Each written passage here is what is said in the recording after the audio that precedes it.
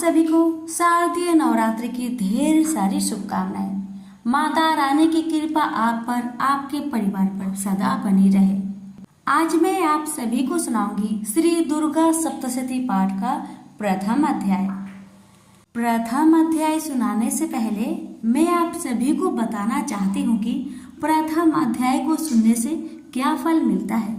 प्रथम अध्याय को श्रद्धा पूर्वक श्रवण करने से किसी भी प्रकार की चिंता है, किसी भी प्रकार का मानसिक विकार यानी कि मानसिक कष्ट है, तो दुर्गा सप्तशती के प्रथम अध्याय के पाठ से इन सभी मानसिक विचारों और दुष्ट चिंताओं से मुक्ति मिलती है। इंसान की चेतना जागृत होती है और विचारों को सही दिशा मिलती है। अब आइए श्रवण करिए श्री दुर्गा सप्तशती पाठ की प्रथम अध्याय। अगर हमारी कथा कहानी आपको अच्छी लगे तो दूसरों को अवश्य शेयर करें। प्रेम से बोलिए माँ जगदम्बा की जय हो। मेधा ऋषि का राजा सूरथ और समाधि को देवी की महिमा बताना। महर्षि मार्कंडेय बोले, सूर्य के पुत्र स्वर्णी की उत्पत्ति की कथा विस्तार पूर्वक कहता हूँ, सुनो। स्वर्णी महामाया की कृपा से जिस प्रकार मनवंतर के स्वामी हुए उसका हाल भी सुनो। पहले स्वरोचिष नामक मनवंतर में चैत्र में उत्पन्न हुए सूरथ नाम के एक राजा थे। सारी पृथ्वी पर उनका राज्य था। वह प्रजा को अपने पुत्र के समान मानते थे, तो भी कोला विध्वंसी नाम के क्षत्रिय उनके शत्रु बन गए। दुष्टों को दंड देने वाले राजा सूरथ की उनके साथ लड़ाई हुई। कोला विध्वंसियों की संख्या में कम होने पर भी राजा सूरथ युद्ध में उनसे हार गए। तब वह अपने नगर में आ गए। केवल अपने देश का राज्य ही उनके पास रह गया और वह उसी देश के राजा होकर राज्य करने लगे।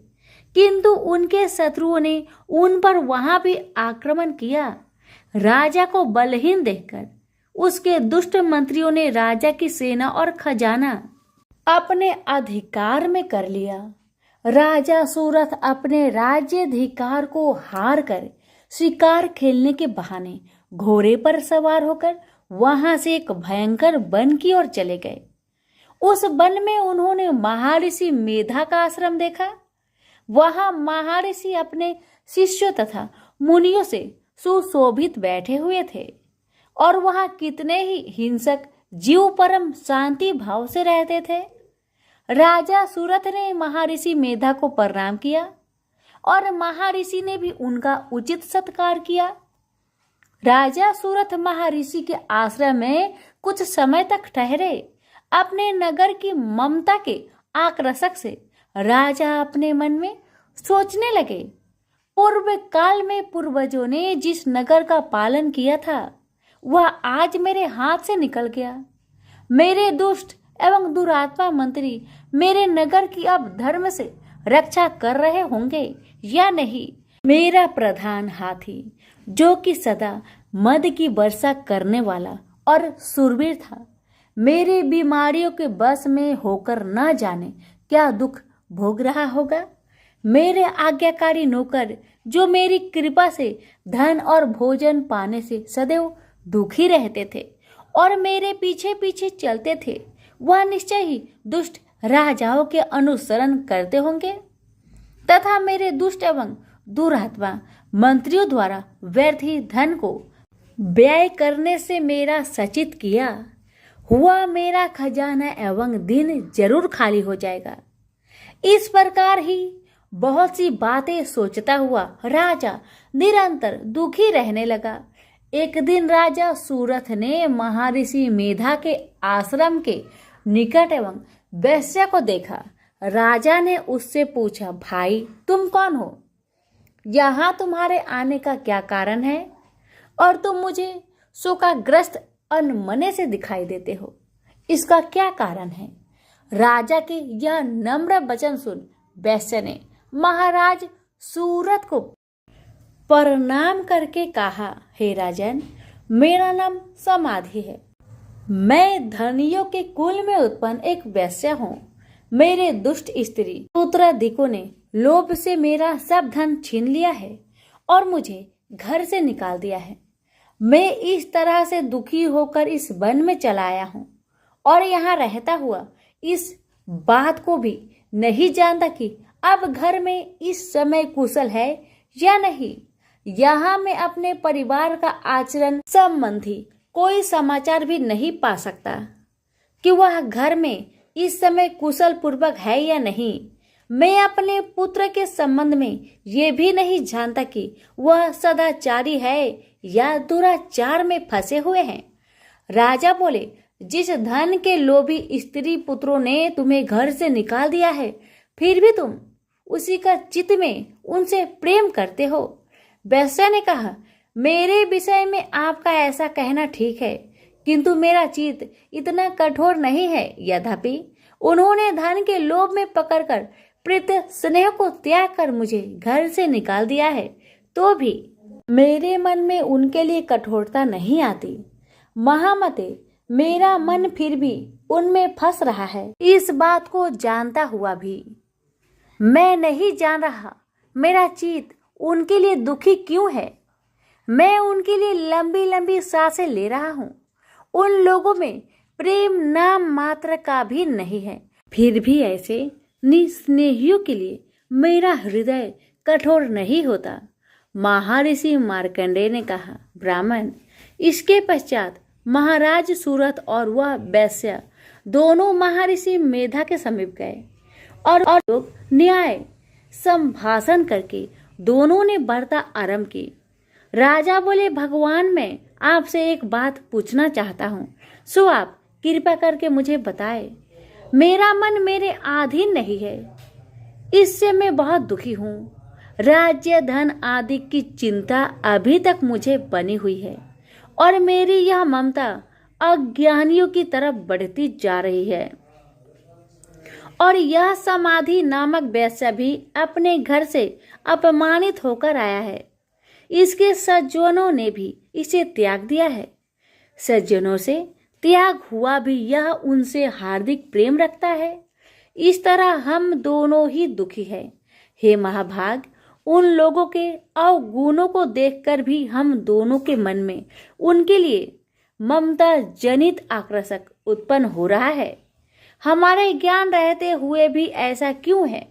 अज्ञानी मनुष्य की तरह हम दोनों में यह मूर्खता क्यों है? महर्षि मेधा ने कहा, विषय मार्ग का ज्ञान सब जंतुओं को है। सबों के लिए विषय पृथक पृथक होते हैं। कुछ प्राणी दिन में नहीं देखते और कुछ रात को, परंतु कोई जीव ऐसे हैं जो दिन तथा रात दोनों में देख सकते हैं। यह सत्य है कि मनुष्य में ज्ञान प्रधान है, किंतु केवल मनुष्य ही ज्ञानी नहीं होता।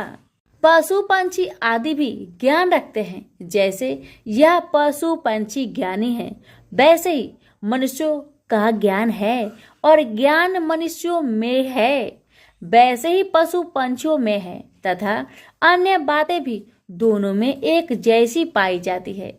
ज्ञान होने पर भी इन पंछियों की ओर देखो कि अपने भूख से पीड़ित बच्चों की चोंच में कितने प्रेम से अन्न के दाने डालते हैं। राजन, ऐसा ही प्रेम मनुष्य में अपनी संतान के प्रति पाया जाता है। लोभ के कारण अपने उपकार का बदला पाने के लिए मनुष्य पुत्रों की इच्छा करते हैं और इस प्रकार मोह के गड्ढे में गिर जाते हैं। भगवान श्री हरि की जो माया है, उसी में यह संसार मोहित हो रहा है। इसमें आश्चर्य की कोई बात नहीं, क्योंकि वह भगवान विष्णु की योग निद्रा है। यह माया ही तो है जिसके कारण संसार मोह में जकड़ा हुआ है। यही महामाया भगवती देवी ज्ञानियों के चित्त को बलपूर्वक खींचकर मोह में डाल देती है और उसी के द्वारा संपूर्ण जगत की उत्पत्ति होती है। यही भगवती देवी प्रसन्न होकर मनुष्य को मुक्ति प्रदान करती है। यही संसार के बंधन का कारण है तथा संपूर्ण ईश्वरों की भी स्वामिनी है।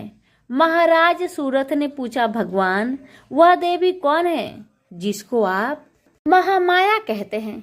ब्राह्मण, वह कैसे उत्पन्न हुई और उसका कार्य क्या है? उसके चरित्र कौन कौन है प्रभु? उसका जैसा प्रभाव हो, जैसा स्वरूप हो, वह सभी मुझसे कृपा करके कहिए, मैं आपसे सुनना चाहता हूँ। महर्षि मेधा बोले, राजन, वह देवी तो नित्य स्वरूपा है, उससे यह संसार रचाया गया है, तब भी उसकी उत्पत्ति अनेक प्रकार से होती है। वह सब आप मुझसे सुनो। यह देवताओं का कार्य सिद्ध करने के लिए प्रकट होती है। उस समय वह उत्पन्न हुई कहलाती है। संसार को जलमय करके जब भगवान विष्णु योग निद्रा का आश्रय लेकर से सैया पर सो रहे थे, तब मधु केटप नाम के दो असुर उनके कानों के मैल से प्रकट हो गए। श्री ब्रह्मा जी ने जब उन दोनों को अपनी ओर आते देखा और यह भी देखा कि भगवान विष्णु योग निद्रा का आश्रय लेकर सो रहे हैं, तो वह उस समय श्री भगवान के जगाने के वास्ते उनके नेत्रों में निवास करने वाली योग निद्रा की स्तुति करने लगे। श्री ब्रह्मा जी ने कहा, हे देवी, तुम ही स्वाहा, तुम ही स्वधा और तुम ही वष्टकार हो। स्वर भी तुम्हारा ही स्वरूप है। तुम ही जीवन देने वाली सुधा हो। नित्य अक्षर प्रणव में आकार उकार मकार, इन तीनों में मात्रा के रूप में तुम ही स्थित हो। इनके अतिरिक्त जो बिंदु रूपा अर्ध मात्रा है, जिसका कि विशेष रूप से उच्चारण नहीं किया जा सकता है, हे देवी, वह भी तुम ही हो। हे देवी संध्या, सावित्री तथा परम जननी तुम ही हो। तुम इस विश्व को धारण करने वाली हो। तुमने ही इस जगत की रचना की है और तुम ही इस जगत का पालन करने वाली हो और तुम ही कल्प के अंत में सबको भक्षण करने वाली हो।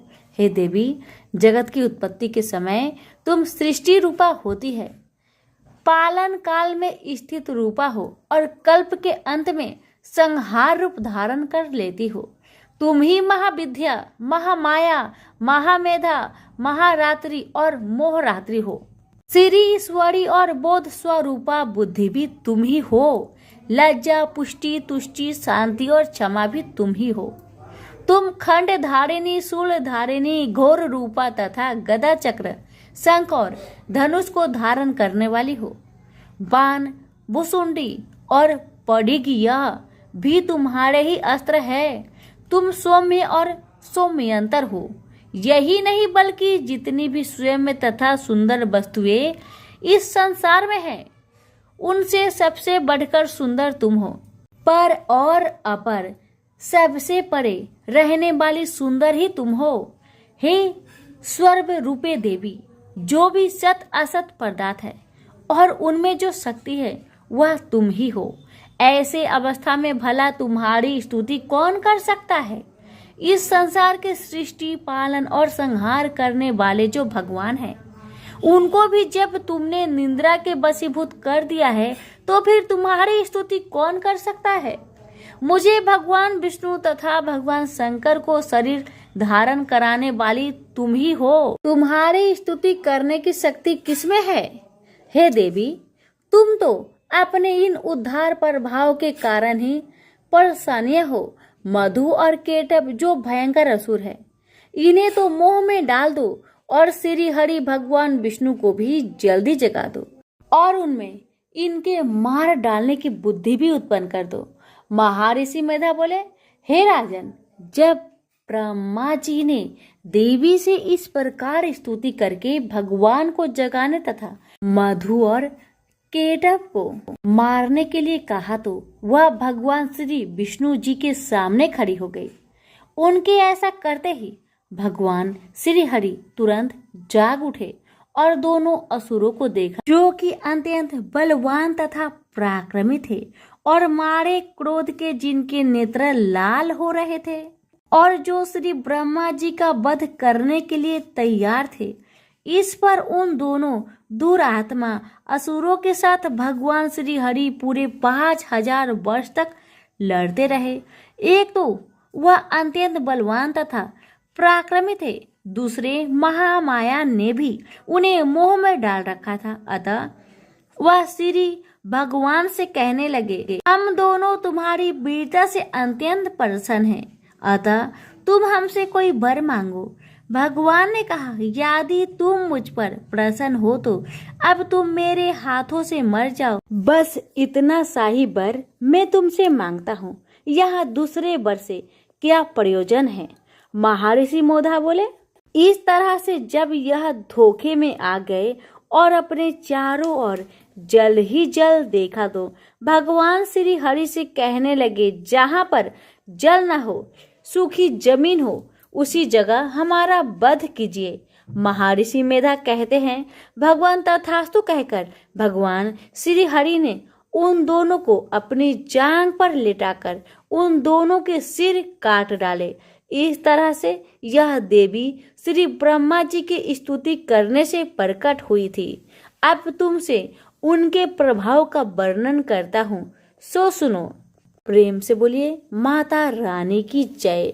यहीं पर हमारी श्री दुर्गा सप्तशती पाठ प्रथम अध्याय समाप्त हुआ।